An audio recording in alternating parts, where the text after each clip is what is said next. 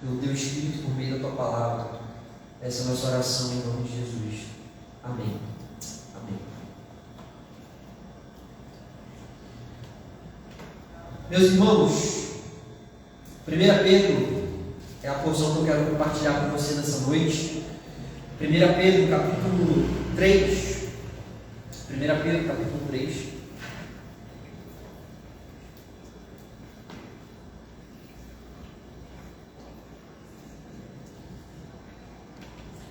Pedro, capítulo 3, nós estamos numa série sobre esperança desde final, no meados de novembro, né?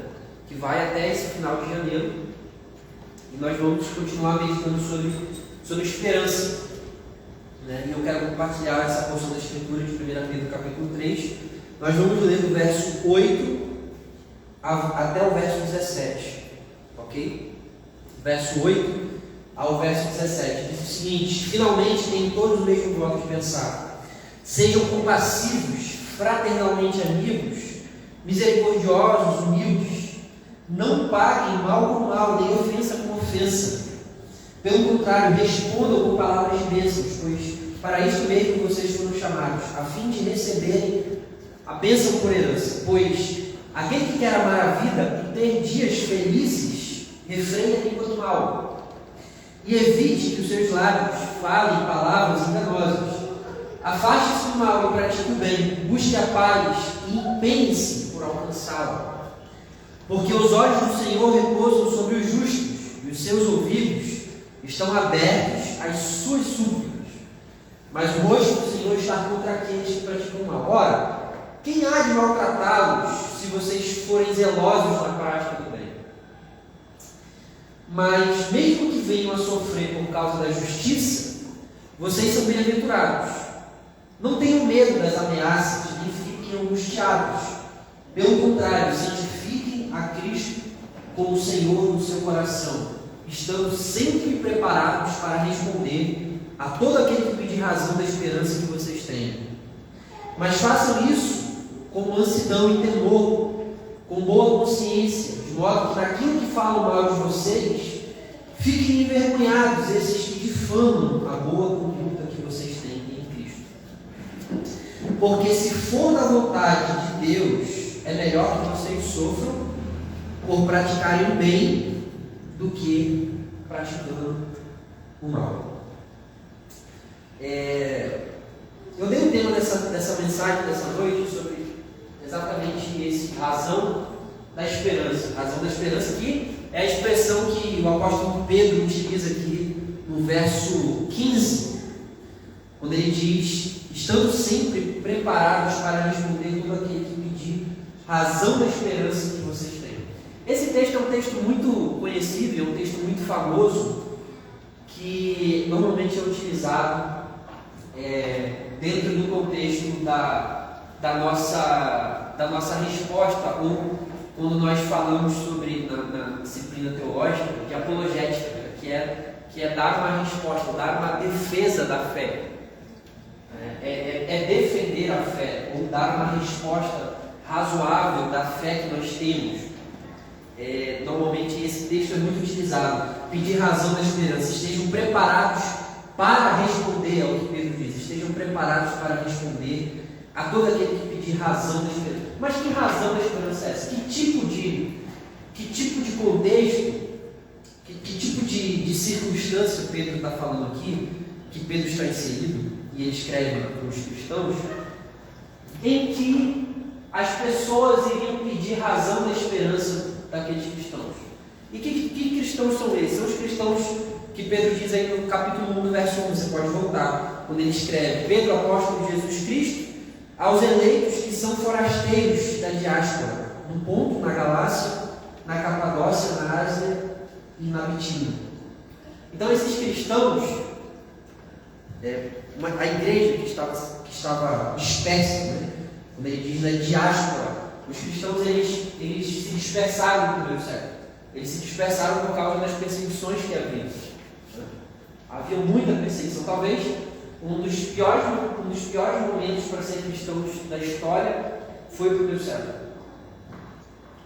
justamente por causa da intensa perseguição que os cristãos sofriam. Os cristãos estavam debaixo de um dos piores impérios que já vieram nesse mundo, que era o Império Romano. E os cristãos viviam... Foi um período em que a igreja quase acabou. Se houve um momento da história em que a igreja poderia ter acabado, era o primeiro século. Por quê?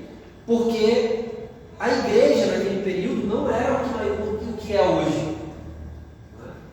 Hoje nós olhamos para a igreja de forma global, espalhada por todo o mundo. Existe igreja em tudo quanto é canto. É claro que nós sabemos que existem países que não há igrejas.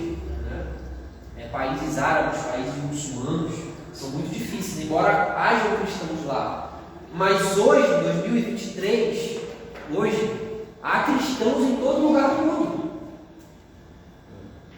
Agora, no primeiro século, esse movimento dos cristãos, esse movimento ainda estava ganhando forma.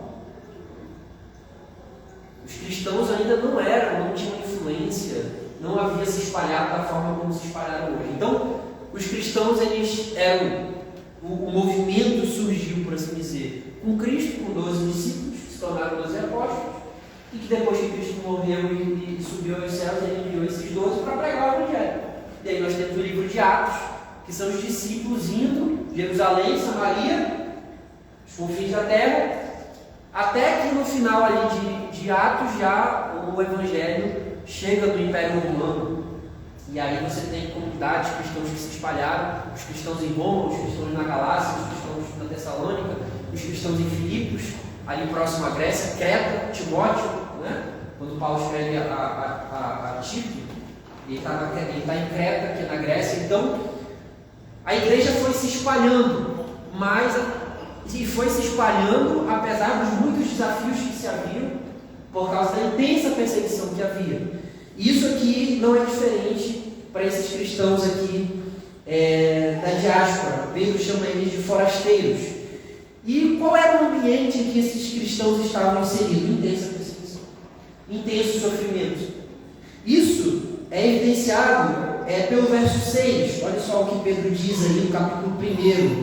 Ele diz: olha, nisto vocês exultam, embora no presente, por breve tempo, se necessário, vocês são contristados por várias provações. Verso 7: para que, uma vez confirmado o valor da vossa fé, que vocês têm, muito mais preciosa do que o ouro perecível, mesmo apurado pelo fogo, ou seja, pelo sofrimento, pela perseguição, apurado pelo fogo, resulte em louvor e glória na revelação de Jesus Cristo. Né? Se você caminhar um pouquinho mais para frente, no verso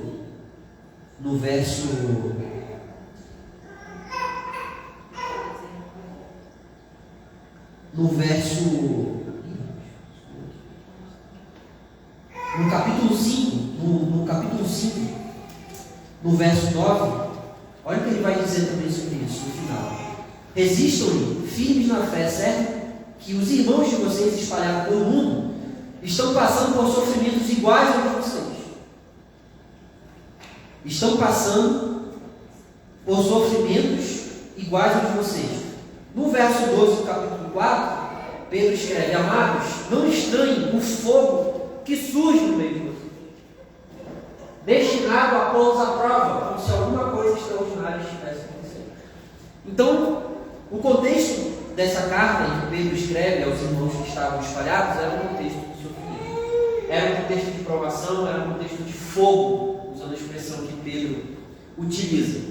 E aí, dentro de muitas instruções que Pedro traz para aqueles cristãos que estavam espalhados ali na região, hoje que é ali a região da Turquia, ele começa a falar sobre um tipo de comportamento, aí no verso 8, né? Então ele vai falar: olha, vocês têm que ter o mesmo modo de pensar, vocês têm que ter o mesmo modo de pensar, verso 8 do capítulo 3. Vocês têm que ser compassivos, vocês têm que ser fraternalmente amigos, misericordiosos, humildes. Então Pedro lista uma série de virtudes aí. Ele fala sobre a unidade, o mesmo modo de pensar. compaixão, vocês têm que ser compassivos, vocês precisam ser fraternalmente amigos, vocês precisam ser misericordiosos, vocês precisam ser humildes. E isso dentro desse contexto de perseguição, de sofrimento, de provação, em que o fogo eles eram provados no fogo, usando a expressão que Pedro utilizou. No verso 9, Pedro continua dizendo: não paguem mal com mal, nem ofensa com ofensa. Pelo contrário, respondam com bênçãos, abençoem. Então, vocês não podem ter um comportamento vingativo. Isso aqui é muito interessante, porque é muito fácil você encorajar e ensinar esses irmãos ou a igreja em praticar isso aqui em tempos bons, em tempos onde não há desafios, em tempos onde não há sofrimentos. Isso é uma coisa. Agora é difícil você falar com uma igreja que está sendo perseguida, está sendo caçada literalmente, dizendo: olha, vocês não podem se irritar, vocês não podem pagar mal com mal, vocês têm que orar por quem persegue vocês, vocês têm que amar os inimigos de vocês. Existe um imperador caçando vocês aí, mas vocês têm que orar por ele. Vocês não podem se insurrer, vocês não podem praticar violência, vocês não podem pegar espada. Vocês não podem pegar espada. Ele está dizendo: não paguem mal com mal, nem ofensa com ofensa. Pelo contrário, abençoem. Abençoe o imperador, abençoe o rei. E ele fala sobre a obediência ao rei aqui, mais para frente. Então, e aí vai falar sobre a língua também. Aquele que quer amar a vida e ter dias felizes, refreia a língua do mal. Evite que os seus lábios falem palavras enganosas. Afaste-se do mal e pratique o bem. Busque a paz. Busque a paz. Mas, Senhor, nós estamos sendo perseguidos. Busque a paz. Bem-aventurados são os pacificadores. Busquem a paz. Vocês são forasteiros, é o que ele fala. Ele fala isso no verso 1 do capítulo 1. Vocês são forasteiros. Vocês são de um reino que não são desse mundo. E a forma como vocês lidam com as injustiças, a forma como vocês lidam com a perseguição, a forma como vocês lidam com o sofrimento, não pode ser segundo as lógicas desse mundo. Nós não lutamos contra carne e nem sangue. Embora isso não signifique que homens durante a história do mundo, não tenham sido inimigos da igreja, mas o que a Bíblia nos ensina é que esses homens, existe algo por trás desses homens. Esses homens são influenciados por Satanás. E o que Paulo diz é que as nossas armas são espirituais e a nossa luta não é carnal. A nossa luta não é carnal, a nossa luta é espiritual. Então busquem a paz, é o que ele diz, porque os olhos do Senhor repousam sobre os justos e os seus ouvidos estão abertos às suas súplicas. Isso é muito importante. Você está se sentindo injustiçado, você está perseguindo, você está sofrendo, o Senhor tem os ouvidos abertos. O Senhor tem os ouvidos abertos às suas súplicas, mas o rosto do Senhor está contra aqueles que praticam o mal. E aí no verso 13, Pedro vai dizer o seguinte: olha, ele vai levantar uma hipótese, né? Quem há de maltratá-los se vocês forem zelosos pela prática do bem? Então, o que Pedro está chamando aqueles cristãos a fazerem, que estão sofrendo, que estão sendo perseguidos, que estão sendo provados pelo fogo, vocês devem praticar a justiça, vocês devem praticar o bem. Isso é o que ele fala na carta toda, embora não tenha para a gente tratar aqui. Ele vai falar sobre a vida social dos cristãos, ele vai falar sobre os malfeitores, no capítulo 1, verso 13, no capítulo 2, verso 11, ele vai falar no capítulo 3, verso 1, sobre a vida dos casados. Ele está falando sobre a prática do bem dos cristãos. A prática do bem. Inclusive essa é uma expressão que é repetida aí por Pedro, a prática do bem. Aí no verso 13 ele diz: se vocês forem zelosos na prática do bem, se vocês forem pessoas que estão engajados com o bem, em praticar o bem, e não em praticar o mal, e ele vai falar assim: quem há de maltratá-los nisso? Então, se você for uma pessoa bondosa, se você está engajado em praticar o bem, existe menos probabilidade de você ser maltratado por isso. É o que Pedro está dizendo. Mas, mesmo que vocês venham sofrer por causa da justiça, não é? Então, existe virtude em praticar o bem. E praticar o bem nos coloca numa posição em que existe menos probabilidade, talvez em determinadas circunstâncias, de nós sermos maltratados. Mas, ao mesmo tempo, à medida que a sociedade apodrece em pecado, quando nós praticamos o bem, quando nós praticamos a justiça, isso nos traz problemas. Por que nos traz problemas? Porque a prática de justiça ressalta a injustiça. A prática do bem ressalta a maldade. Então, por exemplo, pode ser que no seu trabalho, você trabalhe no setor financeiro junto com uma outra pessoa, e essa pessoa roube o caixa da empresa. E você tem que praticar a justiça. E você tem que praticar o bem. Isso vai te colocar em maus lençóis. É claro que ordinariamente ou corriqueiramente, se você for um funcionário que é fiel na administração das finanças da sua empresa, as pessoas vão te elogiar por isso. Mas pode haver uma circunstância em que existem pessoas corruptas e você seja o alto da empresa e você vai ter que descobrir coisas que vai te colocar em maus lençóis. Mas você é chamado para praticar o bem. Então Pedro está dizendo, mesmo que venham a sofrer por causa da justiça. Por causa da justiça. Os cristãos do primeiro século sofriam por causa da justiça. Os cristãos do primeiro século não sofriam por causa do mau testemunho que eles prestavam e diziam que as pessoas estavam perseguindo eles.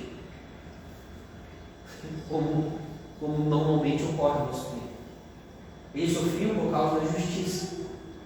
Existe uma diferença entre nós sofremos por causa da justiça, por causa porque nós estamos praticando de fato aquilo que Jesus nos ensinou a praticar, para sofrer, para achar que nós estamos sofrendo porque nós não estamos vivendo a nossa vida como nós deveríamos viver, e as pessoas estão percebendo e falando isso, e a gente está achando que a gente está se colocando numa posição de vítima, porque a gente acha que a gente está sendo perseguido. Bom, mas, ok, Pedro está dizendo, mesmo que vocês venham a sofrer por causa da justiça, vocês são bem-aventurados. E aqui Pedro está reverberando aquilo que Jesus ensinou. Bem-aventurados sois vós quando vos perseguires por causa do meu nome, ou por causa da justiça. Bem-aventurado. E mentindo disserem todo mal de vós, é o que Jesus falou no Sermão do Monte. E Pedro está repetindo: vocês são bem-aventurados. Não tenham medo das ameaças, não fiquem angustiados. Enquanto eu li esse texto e preparava, eu acho que esse é um texto totalmente aplicável no nosso tempo. No nosso tempo em que nós vivemos muitas desavenças sociais por causa do último processo eleitoral que nós passamos. Existe um grupo ideológico preocupado com liberdade, existe outro grupo ideológico preocupado em destruir esse outro grupo, né? E houve muita quebra de relacionamento nesse processo todo. E ideologicamente um grupo achava que poderia fazer algo, inclusive muitos cristãos que foram cooptados com as próprias mãos. Muitos cristãos estavam com medo das narrativas que foram postas. Mas Pedro diz aqui, olha, não tenham medo das ameaças e nem fiquem angustiados. Essas coisas não devem mover vocês. E olha que os cristãos para quem Pedro escreve estavam numa situação infinitamente pior do que a nossa. Infinitamente pior. Não daria nem para a gente se comparar. Porque eles de fato estavam sendo perseguidos, fisicamente. Eles de fato estavam sofrendo. Então, nesse cenário, Pedro está falando sobre uma série de vida e de comportamento que aqueles cristãos deveriam ter. Ele fala: vocês têm que ser compassivos, vocês não podem pagar mal por mal, vocês têm que abençoar e não amaldiçoar, vocês não devem ter medo das ameaças. Não é isso que ele diz? Não tenham medo das ameaças e nem fiquem angustiados, sabe? Às vezes a gente não tem medo das ameaças, mas a gente fica angustiado. E Pedro está dizendo: vocês não devem ficar angustiados também. Isso não deve perturbar vocês.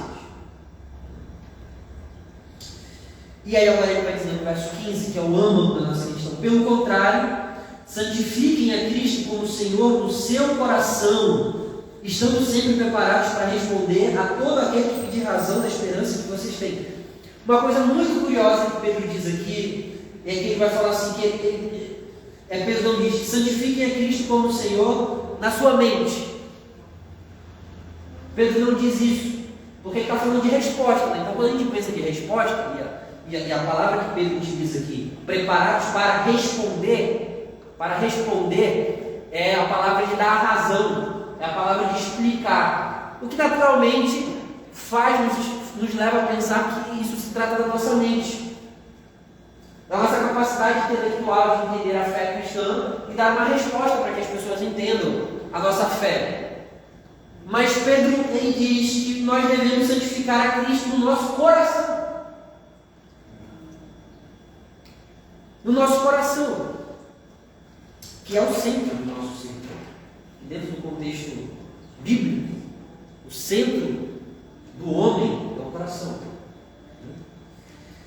Então ele vai dizer: estamos sempre preparados para responder. Então, antes de nós estarmos preparados a responder, nós temos que santificar a Cristo no nosso coração. Responder a quem? Aquele que pedir razão, aquele que pedir sentido da esperança que vocês têm. Então os cristãos têm uma esperança. Agora, em que cenário, em que circunstância essa razão é solicitada pelos cristãos?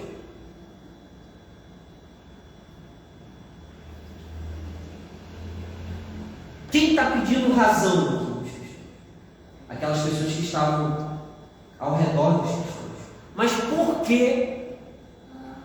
que essas pessoas iriam pedir razão da esperança? Iriam pedir razão da esperança que vocês têm, que nós temos. E isso me leva ao ponto, por causa da vida que eles nos levaram. Então, o que era uma interrogação para aquelas pessoas que estavam cercando os cristãos da diáspora, da Bitínia, da Capadócia, da Ásia? Qual era a interrogação que perpassava na cabeça daquelas pessoas, a ponto deles chegarem para os cristãos: eu quero saber a razão da esperança de vocês. Eu quero saber por que vocês, em meio a todo esse sofrimento que vocês estão passando, em meio a toda essa perseguição, vocês continuam compassivos. Vocês continuam fraternalmente amigos. Vocês ainda continuam com o coração mole. Vocês não se endureceram. Vocês não perderam a sensibilidade de vocês. Vocês ainda são humildes. Vocês são misericordiosos ainda. Eu estou vendo vocês viverem no meio da desgraça, mas vocês ainda são compassivos. Vocês são misericordiosos, vocês são humildes. Vocês não pagam mal com mal. Vocês não revidam. Vocês abençoam quem persegue, quem mata vocês. Como assim? Como assim?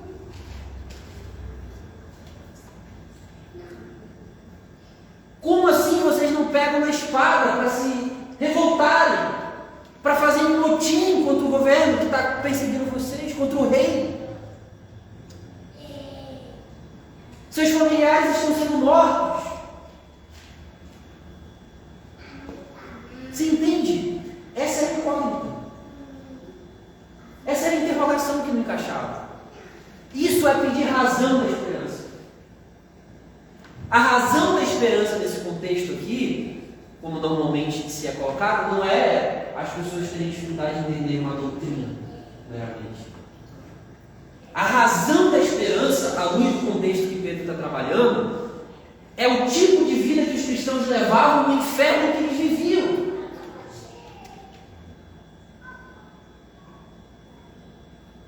No fogo em que eles passavam. Vocês estão passando pelo fogo. É o que Pedro está dizendo.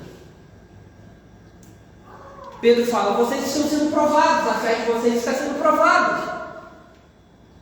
Mas Pedro diz, olha, vocês têm que ter o mesmo modo de pensar, vocês têm que ser compassivos, vocês têm que ser amigos fraternos, vocês têm que ser misericordiosos, vocês têm que ser humildes, vocês não têm que pagar mal com mal, vocês nem ofensa com ofensa, vocês têm que abençoar essas pessoas que estão perseguindo vocês. É isso que vocês têm que fazer. E isso que o nosso Senhor fez. Não foi isso que o nosso Senhor fez? Uma das últimas orações de Cristo ao Pai foi: Senhor, perdoa-os, porque eles não sabem o que eles fazem.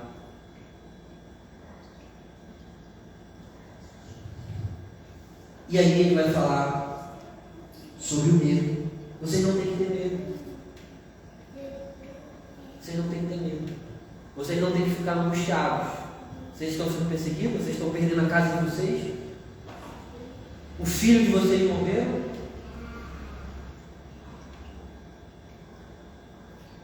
A esposa de vocês foi pega. É isso, gente. A comunidade cristã do primeiro século é isso. Vira e mexe, um irmão tinha notícia de que o fulano foi capturado. Foi morto. Fulano morreu. Era assim. Fulano teve que fugir. Você imagina viver assim? Por isso que a Bíblia fala, por isso que o tempo todo a Bíblia fala sobre hospitalidade, sobre amor. Por quê? Porque era um momento em que os cristãos precisavam disso.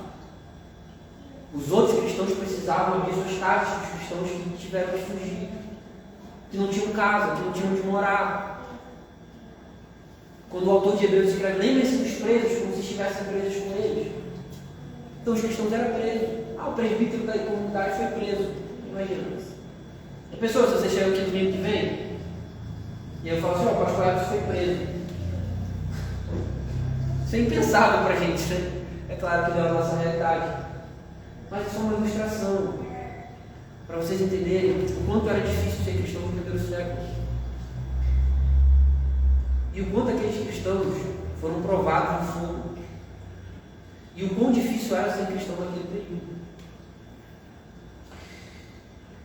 Então, não fiquem com medo e não fiquem angustiados. Não fiquem com medo e não fiquem angustiados. E aí, Pedro vai falar sobre esse pedido da razão da esperança. A esperança que nós temos,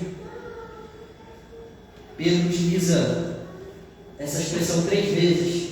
Na primeira vez, no capítulo 1, no verso 3, ele diz: bendito seja o Deus e Pai de nosso Senhor Jesus Cristo, que segundo a sua grande misericórdia, nos regenerou para uma viva esperança. Nos regenerou para uma viva esperança. Viva esperança. O verso 27 do capítulo 1, Pedro também diz: por meio dele, ele está falando de Cristo, vocês creem em Deus, o qual o ressuscitou dentre os mortos e lhe deu glória, para que a fé e a esperança de vocês estejam em Deus. A fé e a esperança de vocês estejam em Deus. Então Pedro diz que nós fomos regenerados por uma viva esperança, e Pedro diz que Cristo foi morto e ressuscitado para que a nossa fé e esperança esteja em Deus. E aí no capítulo 3, Pedro vai falar sobre o cenário onde as pessoas vendo a forma como aqueles cristãos estavam vivendo dentro do fogo, no meio do fogo da perseguição, no meio da provação, ele está dizendo: olha, as pessoas vão pedir razão da esperança de vocês. Essa esperança para a qual vocês foram chamados, a viva esperança, e essa esperança pela qual Cristo morreu para que essa esperança estivesse em Deus.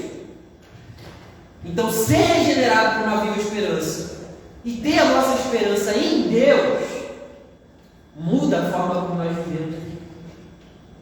Isso muda. Não só a forma como nós vivemos aqui, mas muda a forma como nós passamos pelo sofrimento. Muda a forma como nós passamos pela perseguição. E a forma como nós sofremos, a forma como nós passamos pelas nossas perseguições, é um testemunho para as pessoas da nossa esperança. É isso que Pedro está tratando. A forma como nós sofremos, a forma como nós passamos pelas provações da nossa vida. Todos nós temos provações.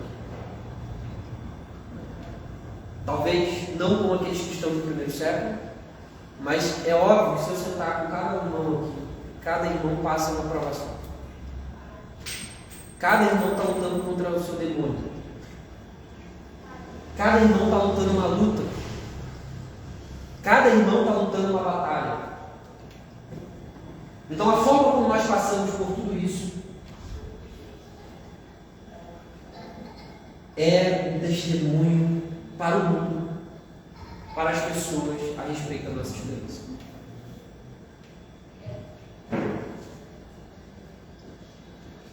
Ao ponto de Pedro dizer: quando chegar o momento em que as pessoas perguntarem: nossa, eu vejo que você sofre, de onde vem a tua força? Como que tu passa por tudo isso, cara? Eu vejo você rindo, brincando, eu vejo você alegre.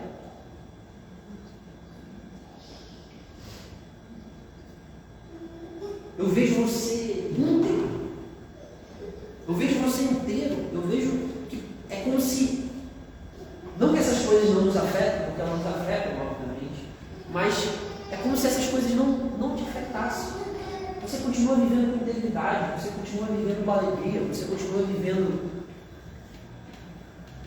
feliz, inteiro, coerente. Você não reclama, você não murmura, você está grato a Deus. Não vejo reclamação na sua boca. Você permanece. É isso. E aí nós podemos ter a oportunidade de dizer: a minha esperança está no Senhor. E eu passo pelo que passo, não é fácil, obviamente. Não é fácil. Isso aqui, Pedro não está dizendo aqui. Pedro não nos está. A recomendação de Pedro não é nos desensibilizar do sofrimento. Não é fingir que nada está acontecendo. Não é isso. Mas é passar pelo sofrimento com integridade. Passar pelo sofrimento com integridade. Passar pelo sofrimento com coragem.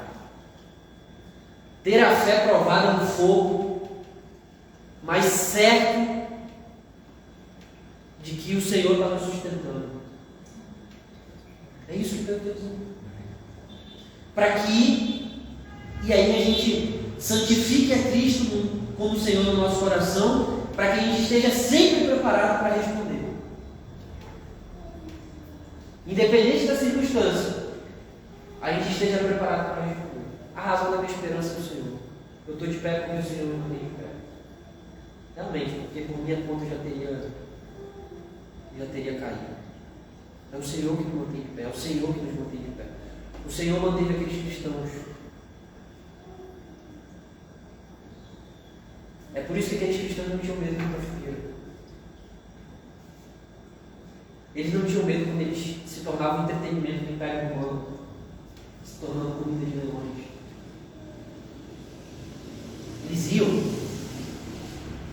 Eles iam com a cabeça erguida para o martírio,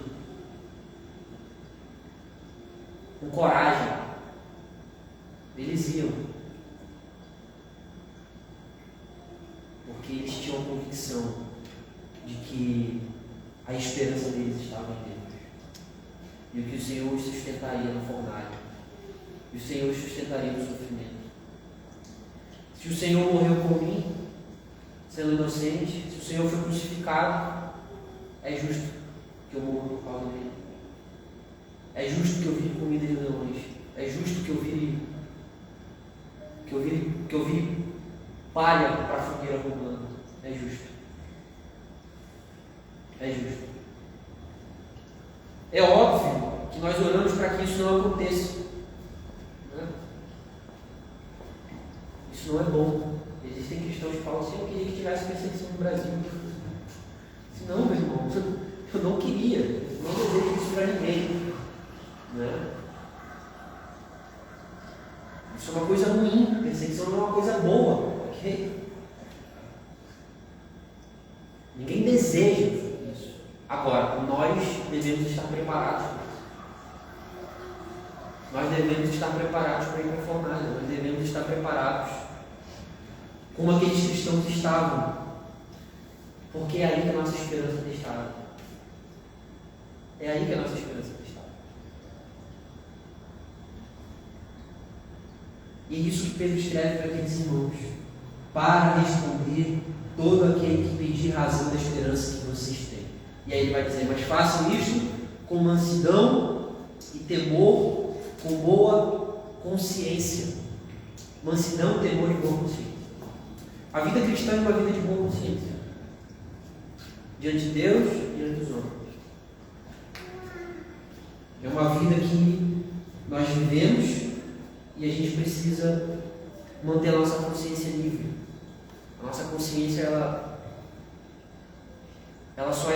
só pode estar sujeita a Cristo. A liberdade de consciência. Ela não pode ser escravizada por alguém, pastor nenhum, mas a Cristo. A vida cristã é uma vida de boa consciência. Ele vai falar: façam isso com mansidão e temor, com boa consciência, de modo que, naquilo que falam mal de vocês, fiquem envergonhados esses que difamam a boa conduta que vocês têm com Cristo.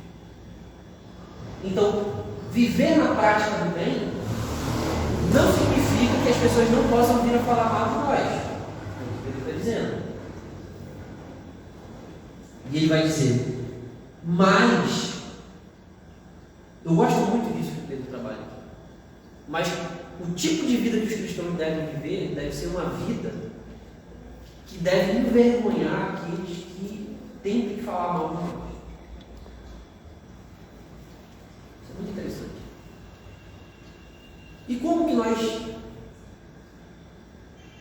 envergonhamos aqueles que falam mal de nós, mesmo a gente praticando o bem? Continuando vivendo com integridade, gente. Não é respondendo, não é se justificando, mas é continuar vivendo com integridade diante de Deus. É continuar vivendo com coerência diante de Deus.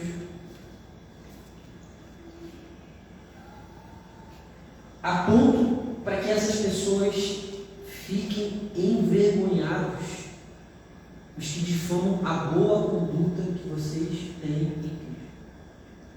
Que boa conduta dentro do contexto que Deus está trabalhando? Os cristãos continuam a ser compassivos, humildes, fraternos, não pagando mal com mal, abençoando, não ficando com medo das ameaças, não ficando angustiados. Essa é a boa conduta. Essa é a boa conduta no meio do sofrimento. Pedro utiliza essa expressão sobre boa conduta no capítulo 2 também. Olha o que ele vai dizer no capítulo 2.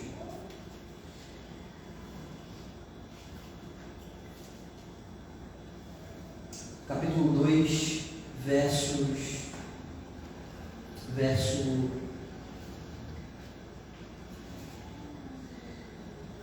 11.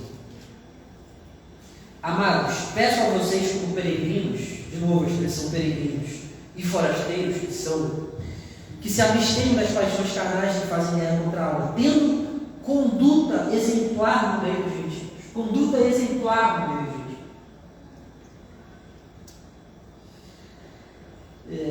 Para que quando eles os acusarem de malfeitores, observando as boas obras que vocês praticam, glorifiquem a Deus no dia da visitação.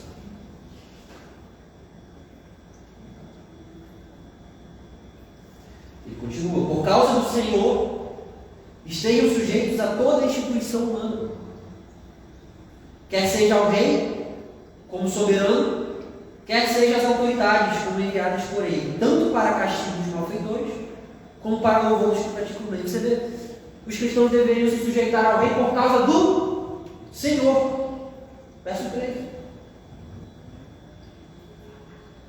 Mesmo os cristãos sendo perseguidos por esse rei, eles não estavam desobrigados da sua responsabilidade social de se sujeitarem a esse rei, dentro daquilo que o Senhor permitiu. Porque quando o rei exige algo que Deus proíbe, a gente vai dizer como Pedro disse, né? Mais importa obedecer a Deus do que os homens. Mas nas linhas gerais, vocês têm que estar sujeitos ao rei por causa do Senhor. Mas Senhor é Nero? Isso não. No nosso contexto, Senhor era o Bolsonaro. E agora é o Lula.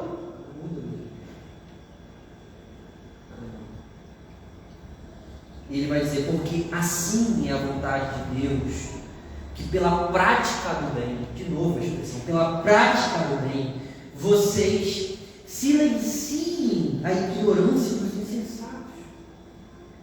Em outras palavras, o Pedro está dizendo: vocês calem a boca dessas pessoas, vocês silenciem. Como nós silenciamos os insensatos? Pela prática do bem, pela nossa conduta. É o que Pedro está dizendo. Porque assim a vontade de Deus, pela prática do bem, vocês silenciam a ignorância dos insensatos. Como pessoas livres que são, não usem a liberdade como desculpa para fazer o mal. Pelo contrário, vivam como servos de Deus. Tratem todos com honra, amem os irmãos na fé, temam a Deus e honrem Ele. Honrem Ele. Então tudo isso faz parte daquilo que era exigido dos cristãos, para eles viverem, para que tudo isso que eles praticavam desembocasse em uma pergunta: qual é a razão de esperança de vocês? Por que vocês continuam vivendo assim? Vocês apanham, vocês são perseguidos, vocês são mortos, vocês perdem casa, vocês têm que se mudar de cidade, fugir. Qual é a lógica de vocês continuarem aí acuados, pagando o mal com o bem, abençoando, não vivendo angustiado, não vivendo com medo, sendo humildes, sendo fraternos ainda, sendo compassivos? Vocês são, usando a expressão que a gente usa, vocês são trouxas, né?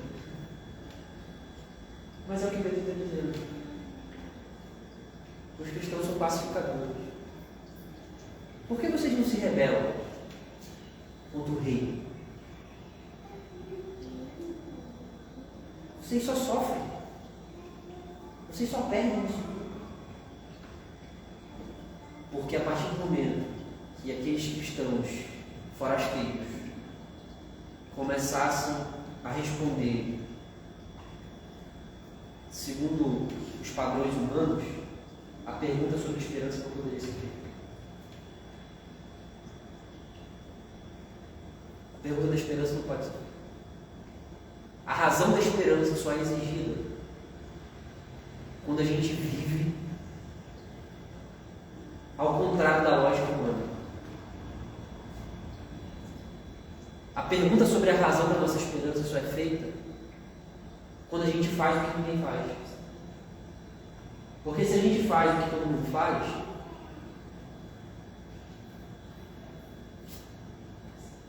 o que que isso gera? Nada. Isso é o que todo mundo faz. Se a gente paga o mal com o mal, que coisa extraordinária é nisso para que as pessoas falam assim? Me dê a razão da tua esperança. Nenhuma. A razão da esperança só faz sentido, meus irmãos. Essa pergunta só faz sentido, essa exigência só faz sentido quando nós fazemos aquilo que Jesus nos mandou fazer. Quando a gente vive de ponta cabeça. Quando a lógica é invertida. Quando a lógica é invertida, quando nós respondemos ao sofrimento ou qualquer outra coisa que a gente viva, quando a gente vive, dá uma resposta comportamental diferente das lógicas desse mundo, aí sim, as pessoas... Ué, por que você fez isso? Por que você agiu dessa forma? Eu fui rude com você, eu te maltratei, mas você não pagou na mesma moeda.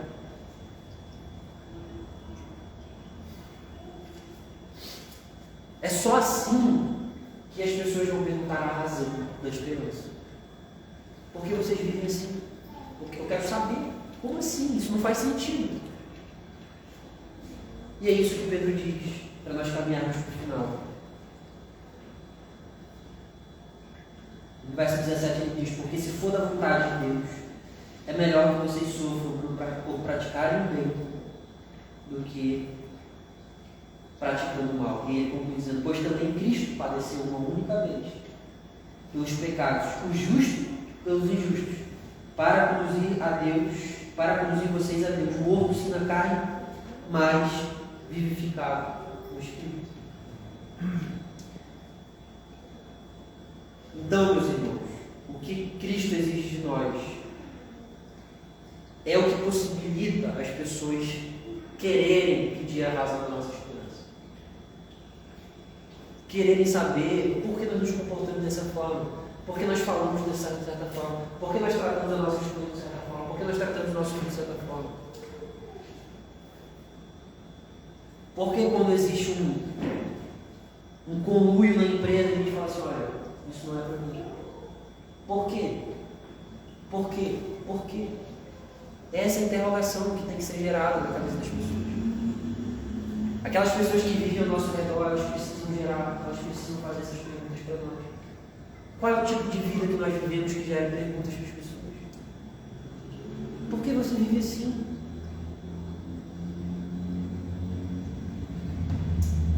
E essa é a forma e a oportunidade que nós temos de falar: eu vivo assim porque eu fui salvo, porque eu sou filho de Deus, e eu não faço isso por mim, eu faço isso porque o Senhor tem me transformado, o Senhor tem me mudado. E é óbvio que muitas vezes isso não é fácil. Não é fácil pagar o mal com o bem. Não é fácil. Não é fácil abençoar quem nos amaldiçoou. Não é fácil continuar sendo fraterno, humilde, compassivo em tempos de perseguição. Não é fácil. É mais fácil endurecer o coração. É mais fácil perder a sensibilidade. É o que é mais fácil. E não só na perseguição, mas em qualquer momento, qualquer circunstância difícil que a gente tenha.